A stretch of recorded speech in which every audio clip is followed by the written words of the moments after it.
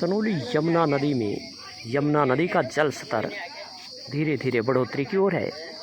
बता दें कि जहां मैदानी क्षेत्र में बरसात चल रही है, वहीं पहाड़ों में भी बरसात शुरू हो जाने से सनोली यमुना नदी का जल स्तर धीरे धीरे बढ़ता जा रहा है।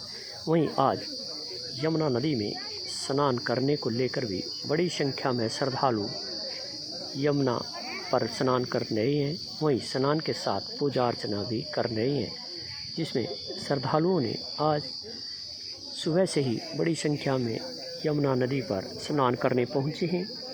वहीं यमुना नदी के जल स्तर बढ़ने से श्रद्धालुओं ने भी खुशी जाहिर की है कि यमुना नदी में पिछले कई महीने से नाम मात्र पानी चल रहा था, लेकिन अब यमुना नदी का जल स्तर बढ़ने से श्रद्धालुओं ने भी खुशी जाहिर करते हुए कहा कि अब उन्हें यमुना के बहते पानी में स्नान करने से खुशी जताई है और कहा है कि इसी तरह यमुना में लगातार पानी बहता रहे तो स्नान को लेकर भी वह आस्था बनी रही।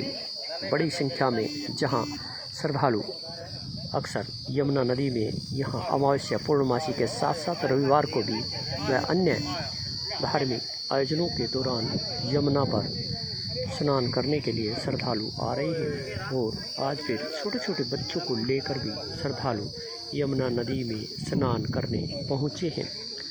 यमुना नदी में जहां श्रद्धालु स्नान करने आते हैं, वहीं श्रद्धालु को कोई यमुना के गहरे पानी में ना डूब जाए, इसको लेकर भी यहां पर गोताखोर तैनात हैं। आपको दिखाते हैं क्या कहना है यमुना नदी पर, जो यहां स्नान करने वाले को कोई हादसा ना हो व डूबने से बचाव को लेकर भी गोताखोर तैनात हैं। जी, किस तरह यमुना नदी का जो जल स्तर बढ़ा है?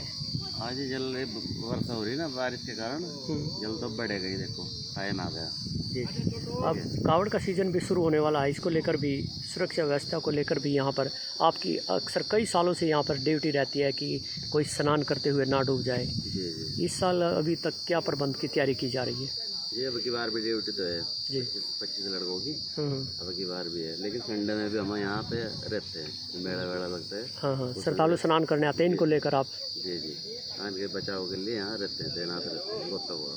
फिलहाल यमुना का पानी बढ़ने लगा है धीरे धीरे अब? जी, अब तो जी बढ़ने लगा है। प्रशासन सरकार से क्या मांग करते हो आप, किस तरह की तैनाती हो ताकि कोई डूब ना जाए गहरे पानी में?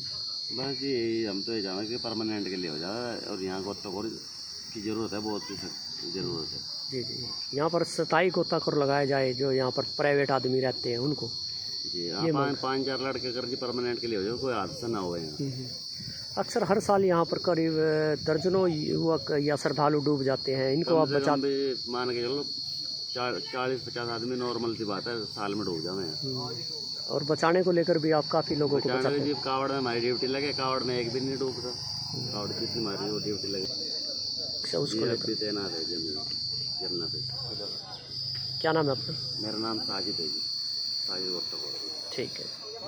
यहाँ पर जो तैनात है यमुना बॉर्डर पर अपना, जहाँ प्रशासन उनको तैनात करता है, लेकिन ये खुद भी अपनी जिम्मेवारी समझते हैं कि कोई श्रद्धालु यमुना के गहरे पानी में ना डूब जाए।